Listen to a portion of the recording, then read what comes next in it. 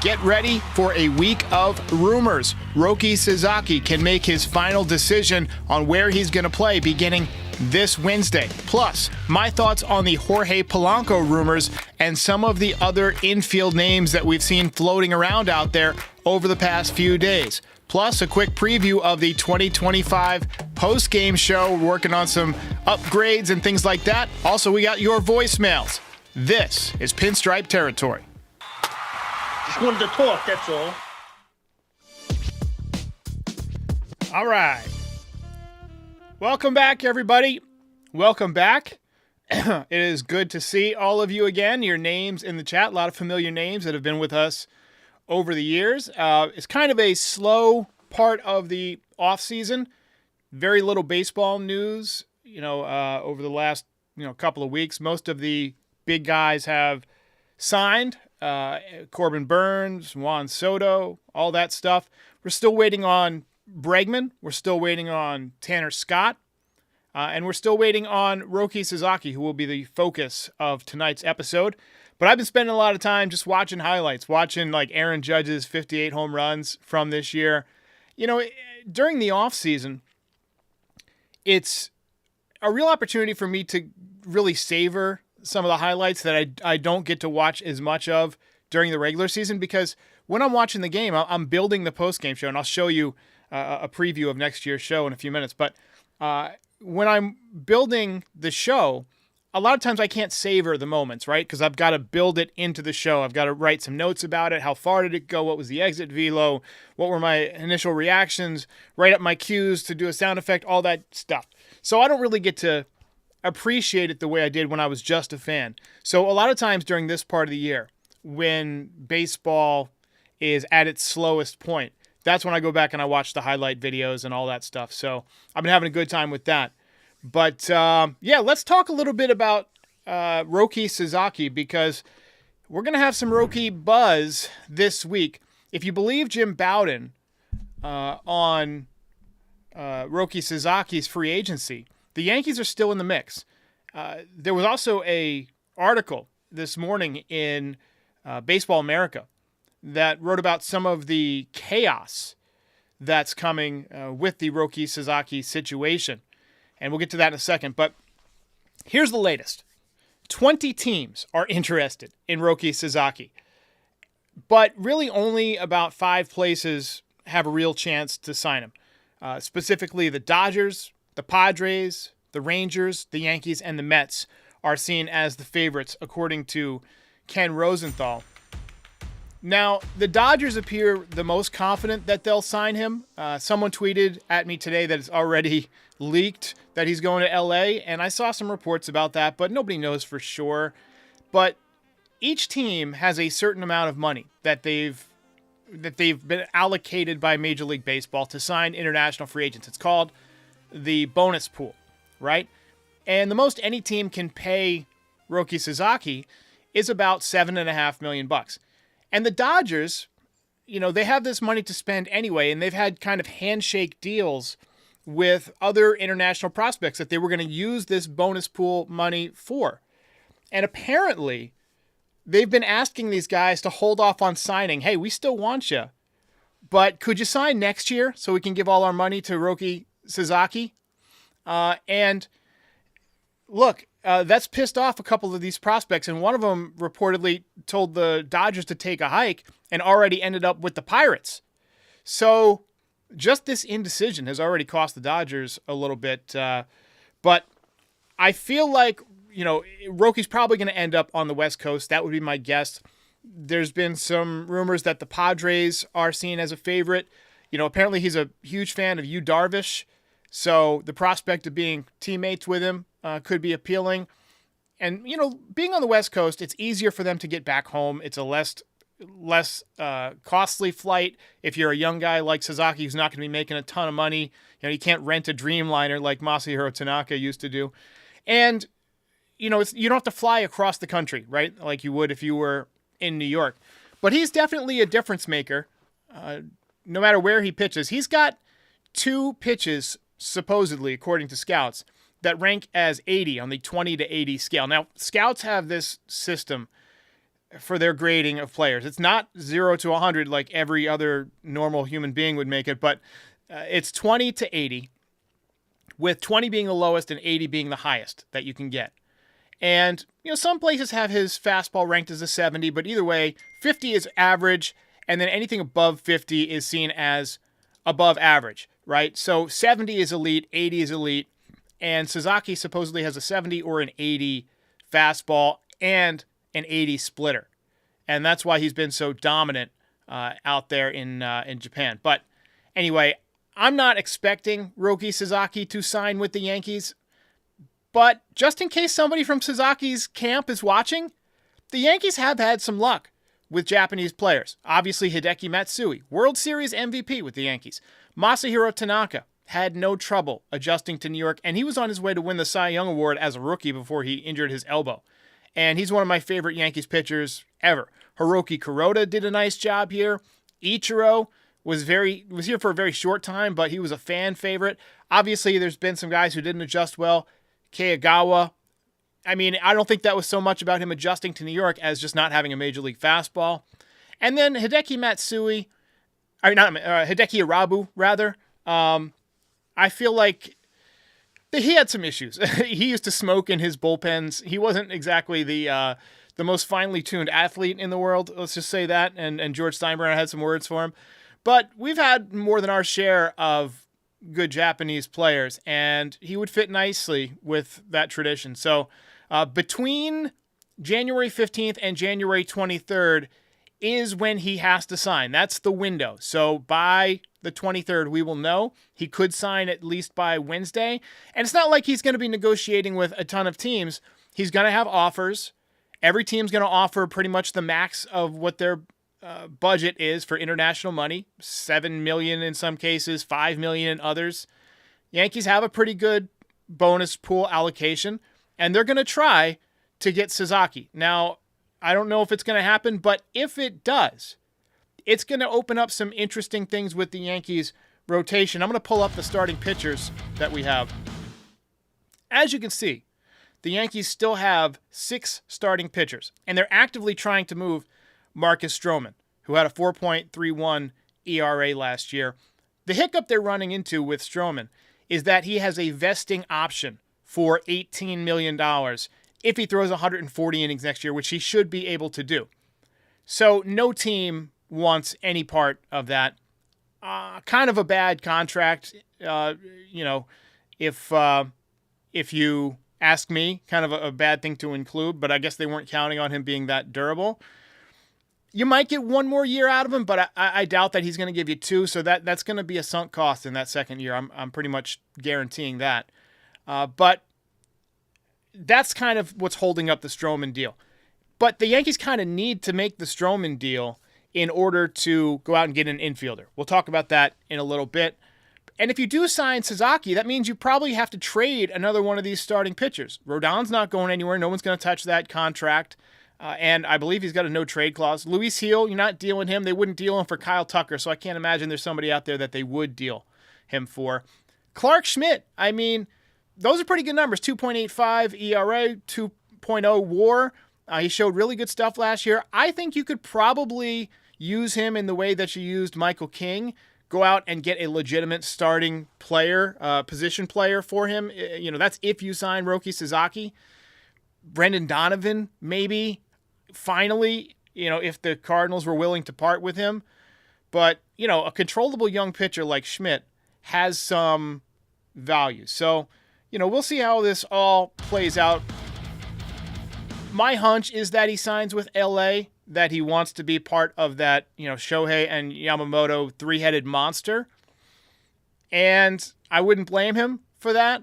But, I hope not, because I feel like that the international talent should be more spread out than that. And I think one team, because of where they play, compiling all those, stars in one spot could be an unfair thing, an unfair way to structure the league. Now, what's happening in California, obviously awful. And shout out to Terrence Kem, who lives out there and is seeing all this firsthand. But, seeing this right around the time that you're considering signing with a city, it might make you question, hey, do I want to put a house, in that area, right? So that could throw a wrench into the mix. San Diego, lovely place to live also. But got to make my case for New York City, Roki. Come to New York. All right, let's talk a little bit about Jorge Polanco. This is an interesting thought from referee. He says, Sportsnaut is reporting Jeff McNeil for Marcus Stroman. I hope not. McNeil, he's cocky, conceited. He should stick to golf. I liked McNeil when he was on Foul Territory, and I know you're a member of Foul Territory. But I can't see it. I can't see that deal happening. I don't think that the Mets are really that interested in Stroman, to be honest with you. But rumor has it that the Yankees are interested in Jorge Polanco. There were some reports this week that the Yankees, quote-unquote, checked in. Polanco used to be a pretty good player. He's had some knee problems over the past few years. And I think he's been trying to play through it, which I admire. But it's been very much to the detriment of his offensive, statistical output. He came up with the Twins at 20 years old back in 2014. Really came into his own in 2019, otherwise known as the juiced ball year. Hit .295 that year, 22 home runs, 79 ribbies, had an .841 OPS, was an all-star. 2020 was kind of a voided year that was, it messed up everybody, and that was one of his prime seasons, age 26. So that stings. 2021, his power output returned. 33 home runs, .826 OPS. But after that, 22, 23, and 24, he was dealing with knee issues. And when the season ended just now, he had surgery in October to repair a patella. So he had just signed a 5-year deal with Seattle. It ran out. They had he might have signed the deal when he was with Minnesota. Anyway, he had a 5-year extension, right? And he was finishing it out with Seattle. And he had a $12 million team option. And they basically said, not worth the risk, having knee surgery. And the fact that they're not willing to take the risk, makes you a little skeptical. Although the Mariners are very cost conscious, right? They don't like to spend money. So if they have an option of, not taking a risk, they're not usually going to take it. But just looking at his StatCast metrics, he does do some things the Yankees like. He draws walks. He hits the ball on the sweet spot. He's got power to right field, but the strikeout percentage just isn't great. He's not a good fielder. He's not a great base runner. He'll be 32 years old on July 5th. And just looking at these numbers, there's a couple of nice indicators. As my friend Aiden says, red is good on these charts and blue is bad. But there's more blue than red at this point. So, he walks, he doesn't chase a ton, and he does hit the ball in the sweet spot. Bat speed is down. He doesn't square it up that great. The expected batting average is low. The average exit velocity is low. Range and arm strength, both awful. Sprint speed, I'm surprised, was above average given the knee issues. But batting, base running, and fielding value all below average. So seems like Brian Cashman's kind of player, honestly. So I don't know where this leaves us in search of an infielder. I mean, just looking at him, again, Mariners declined the option. He is a switch hitter. He can play second or third. I don't see it. I don't see the appeal. The way I'm looking at this is, his agent called the Yankees and said, hey, our guy had surgery. He's rehabbing. And the Yankees said, let us know, how he's doing, how he's progressing. To me, that's checking in. Maybe they call once in a while and say, all right, tell us how he's progressing, what kind of exit velocities he's putting up in the cage, that kind of stuff. But I don't think the Yankees were seriously in on that. So where does that leave us when looking for an infielder? We know for a fact that the Yankees had some interest in Alex Bregman early on, but that there have been reports lately they're not interested in Bregman. So Bregman out. It doesn't look like Nolan Arenado is a real option anymore, which I'm fine with. And so that leaves us kind of searching the dregs of who's available. I've seen Ha-Seong Kim mentioned, good defender, good speed, 22 stolen bases, but 230 hitter. Probably brings a different style to the game than Gleyber Torres. Whit Merrifield has been mentioned. He's a guy who has had some injuries, has had some opportunities that didn't go right, but I still think he's got some talent left. I could see the Yankees signing him and maybe giving him a shot and a short leash. Isaiah Kiner-Falefa is somebody that I've seen mentioned a number of times. He's currently with the Pirates. He can play third base and he can play second. I wouldn't mind him at third base, honestly. 269, 8 home runs, but a 3.6 WAR. We know what he gives defensively. That seems like a Brian Cashman move to me. Go out and get Kiner-Falefa again, and we know the Yankees and Pirates make a lot of deals. Ryan McMahon, somebody we've seen mentioned. Yankees fans have liked him for years, but it doesn't sound like the Rockies want to deal him. Yohan Moncada, 1.8 total WAR since 2022, so he's really fallen off. He's had some injuries, and I've heard he doesn't really like baseball that much from people who have been around the club, that he's not like a huge baseball guy. He's kind of got a little bit of Anthony Rendon in him. And then Kiki Hernandez, a guy who's super clutch, but again, regular season stats not amazing. 229, 12 home runs. Look, I just don't see a lot of great options out there. I think that you got to hope that the Yankees sign Sasaki. I'm trying to tie this all together because that would allow you to trade Clark Schmidt and get somebody like a Brendan Donovan, and that would really round out your team. Honestly, I really feel kind of dejected that the Yankees traded Trey Sweeney when they did and that they really didn't get anything of value back for him. Because Sweeney has made the major leagues with Detroit. He played in the postseason. Now, he didn't have great offensive numbers, but he's got a sweet left-handed swing. He's got a great arm. Looked good defensively. I had my eyes on him during those postseason games, and when the Yankees played against him, I'll tell you what, he's going to be a stud. And, the fact that the Yankees gave him up for practically nothing, and now he would slot perfectly into third base or, honestly, into shortstop and allow you to put Volpe at second base where he's notoriously better fit. He doesn't have a great arm. He's got the second base body.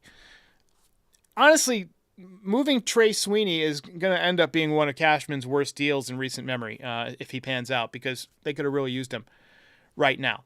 So, that's where we're at right now as we look at the landscape here.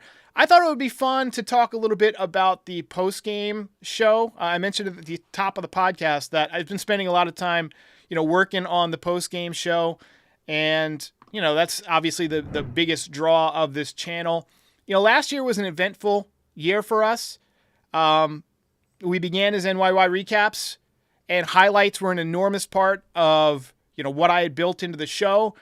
The plan was to have highlights, to break down individual player highlights like home runs and strikeouts for pitchers and defensive plays and all that. But once MLB started cracking down, I had to kind of shift away from that, and it left the show feeling kind of plain, in my opinion. Then in August, we joined Foul Territory Network, and it became Pinstripe Territory. So that pretty much gave me carte blanche to do a little bit of just reconfiguring, redesigning, rethinking the whole approach to the channel, being more podcast oriented.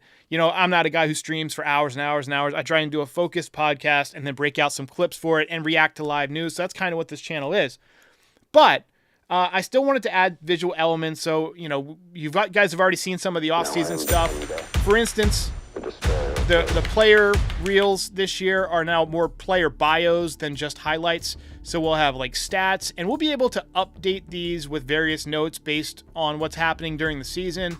Recent trends, hit streaks, home run streaks, injuries. We can even do them game by game, things like that. It's all really built in and easy for me to edit. So what I've been trying to do is go back and make all of these edits to basically have it be easy for me to update, but also provide value to you guys who are watching and listening and things like that. We went through the storylines episode, and we're going to have storylines that we can follow all year long. We'll be able to call those back up, see what we were talking about in the beginning of the year, and reference it later on in the year. But I also wanted to kind of give some upgrades to the postgame show. So, same intro stinger as of right now. Undecided if I'll change that. Honestly, it's been one of the few things that has stayed the same over the last few years, so I'm tempted to just keep it.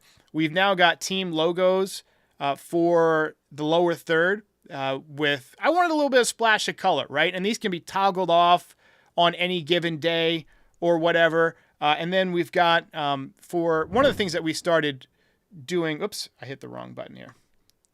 One of the things that we started doing last year was that we were counting down the games. And that was something I took a lot of personal satisfaction in, is just like game 5, game 10, we actually started around game 70 or so. But we counted down every single game. We're going to do that again. Counted up really should be the way to say it. So we'll have that ticker on all summer. And then each night we will be able to show obviously the score and the statistical overlays. Now, the game stats screen is something that I used to transition to. It was its own scene. And so I would do it after I got done with the 4 main topics. So a lot of times if you tuned into the show, you weren't seeing the score until about 15 minutes into the show.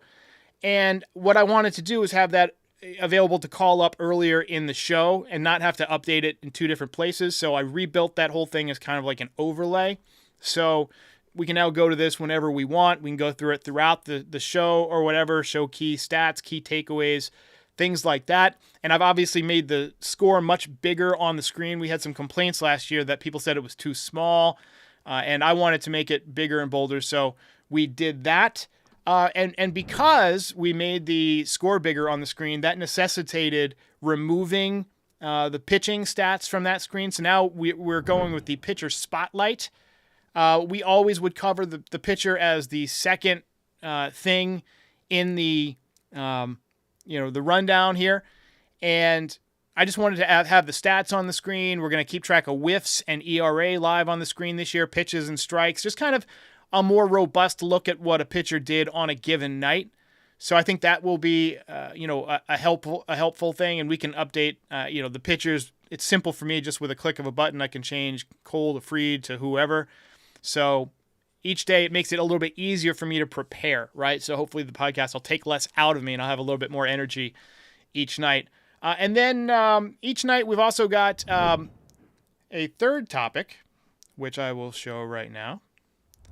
And this will be more of a, topical nightly story, whether, it could be a specific player that did something. It could be a minor league profile. It could be like some storylines we're following throughout the course of the year that recur. It could be a trade rumor, any number of things. But having it a little bit more structured helps me kind of plan for the night. And it helps Frankie Baseball, who's going to be breaking these out as individual clips that you guys can look through if you're just more interested in my commentary on things that are not necessarily specific to what happened during the game. Then after that, we've got something I'm really excited about, and I know a lot of you are excited about, and that is Game Awards. So we'll be able to show Game Awards this year. I've got not only the belt, but we're going to have the bum of the day for losses, and you guys can call in. My idea, my vision is that, we'll talk about the belt winner or the bum of the night winner, and play a couple of voicemails about it, about, your thoughts on that person's performance. We've got a new belt screen.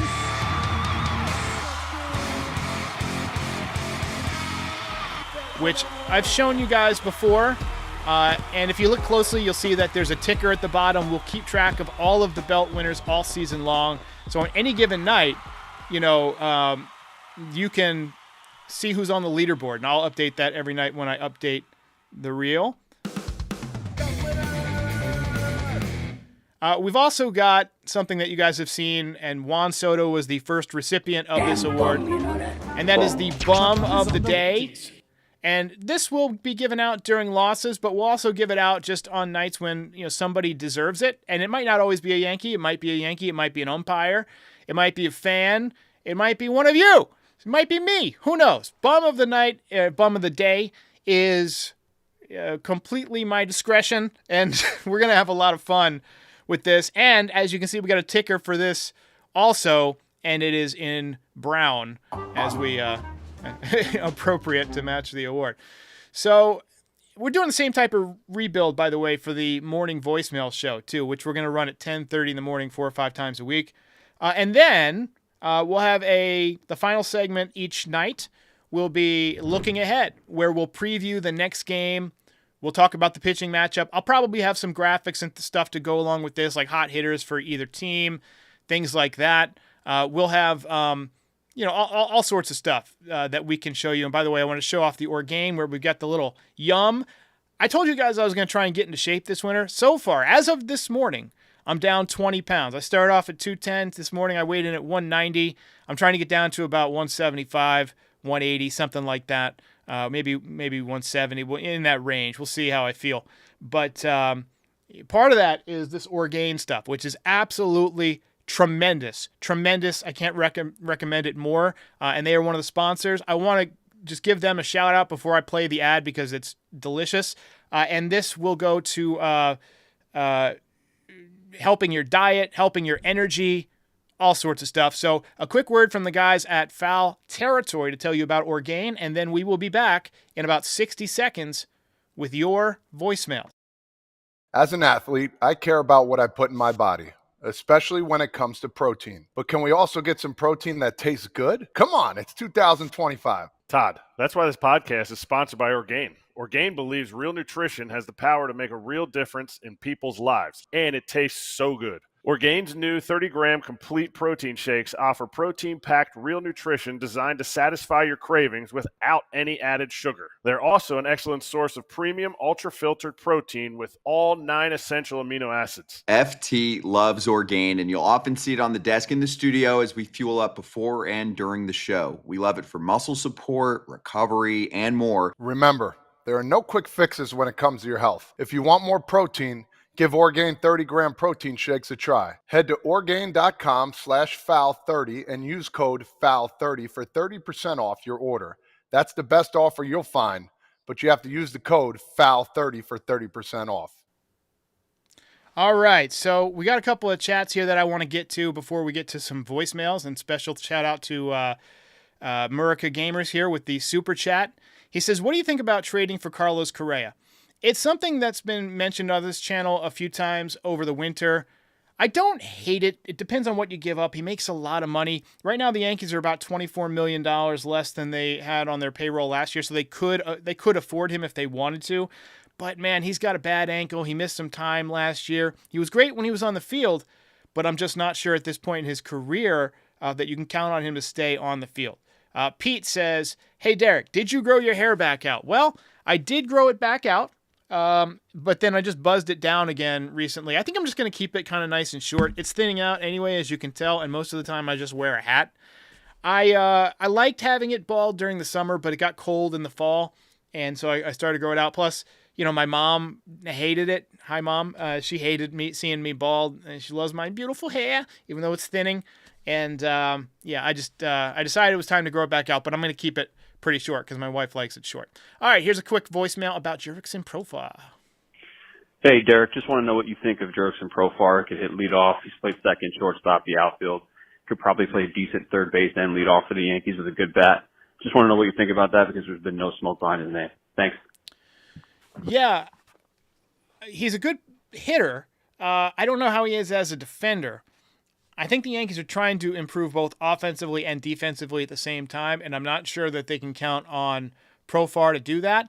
I think they would have been more comfortable with Profar in the outfield, and also he had kind of a tough second half last year. He got off to a good start and then kind of slowed down, although he is said to be a good clubhouse guy. I don't think that the Yankees would play him at third base or second base. I think they want, especially having signed Max Fried, a lefty who throws the ball on the ground a lot. I could see, and the Weisger gets a lot of ground balls too. I could see them wanting a defensive first infielder with their next choice. And I've seen some people in the chat saying, go out and get IKF. And then another person said, IKF was and is hot garbage. And to me, of the names that we showed before, like on this infielder search, like I put a question mark by his name because it's an intriguing idea. The 3.6 WAR, like we're trying to make up WAR. Now this isn't up to date or scientific, but I'll show you the offseason ledger. The Yankees are trying to make up about 4.9 WAR. You can get there with IKF and a good pitcher, right? I mean, and just improvement from everybody. But again, it's IKF. Like, how much did we need to see of this guy, before we are convinced enough is enough? I don't know how he puts up the WAR, but he does. And if they do get him, I hope they just leave him at third base. We got another voicemail here about first base. Hi, Derek. Steve calling from Farmington, Maine. I'd like to know why Cashman decided not to go for Christian Walker, because he wanted a 3-year contract and he'd be 36 by the end of it. And they're worried about his production falling off. So instead, he signs a guy who's already 37, whose production has already fallen off. I know you said you're warming to Goldschmidt because for whatever reasons, but it's possibly a good signing, but it's just as possibly a bad one. I think it was a real mistake. Well, first of all, that was a funny call. I appreciate that. Now, you do have a point with your math there that Walker, they're signing through 36 with the Astros, and the Yankees are picking up Goldschmidt at 37 and just hoping he bounces back. I do think Goldschmidt will bounce back to a degree, but I can't argue with your logic there, right? They're getting somebody who's older than the guy they didn't want to give a contract to, because at the end of it, he would be younger than the guy they signed. That's a really interesting comment. So JXV says, is this live? Yes, it is live. And yes, I just saw your super chat, which I will put on the screen forthwith. He says, what do you think of trading for Alec Bohm? I like Alec Bohm, the player. Now, Aiden, my main StatCast guy, would disagree with me on this, that he's a good third baseman. I think he's, look, if you look at the fielding run value, he's in the 76th percentile. Aiden said he didn't like his range. I like his spray chart. I like all the red on that screen. I mean, he's good at avoiding strikeouts. He's good at squaring the ball up. He's got above average exit velocity. The expected batting average is in the 95th percentile. He hit 280. He's got 15 bombs. You see he can hit the ball to right field. He'd probably pick up a home run or two at Yankee Stadium. He's also got power. You see some nukes out here to left field. He sprays the ball all over the field. But he's apparently had maturity issues, and he had to essentially be benched in the playoffs. So I can't speak to that. I wasn't in the room. I don't know what those issues are. Everybody's issues are different. Apparently, he's one of these guys who goes crazy if he makes an out, right? I actually don't mind that, as long as you're mad at yourself, right? But, emotional maturity, as we've seen, is a big deal for some guys. There's some guys who just didn't have it. You look at Domingo Germán, perfect example. Probably Michael Pineda to a certain degree. Carlos Rodon to a certain degree, although he showed me some more positive signs later on in the year. And I thought he bounced back better year 1 to year 2. He took the right approach, So, I don't hate it. Depends on what you'd have to give up, and you'd need somebody to take him under his wing as he matures as a person. But anyway, that's what we got for you tonight. I hope you enjoyed the show. Please like and subscribe, all that good stuff. We got 101 likes so far. Let's get it up to 400 or 500 at least. We got 899 watching. Most of those on YouTube, some on X, where we stream every show. We are the official Yankees podcast of the Foul Territory Network. And once again, Happy New Year to all of you who've been kind of sitting out baseball, maybe getting into football. Baseball is about a month away. Pitchers and catchers in about a month. So lots of stuff going to happen, hopefully, and unfold over the next several weeks, and we'll be here to cover all of it. I bid you adieu. Hey, while I've got you here, be sure to like the video and subscribe to the channel. Pinstripe Territory is the official Yankees podcast of the Foul Territory Network. We are home to the #1 most watched MLB postgame show on YouTube since 2021. We're here after every Yankees game and for reactions to all the best news and rumors during the offseason. Be a part of the show by calling into the voicemail 718-899-1068. Try to keep it clean for me. And if you ever miss us on YouTube, be sure and subscribe on all your favorite podcast platforms. Go ahead and rate us 5 stars. It'll help other people find the show. Thanks for watching. See ya.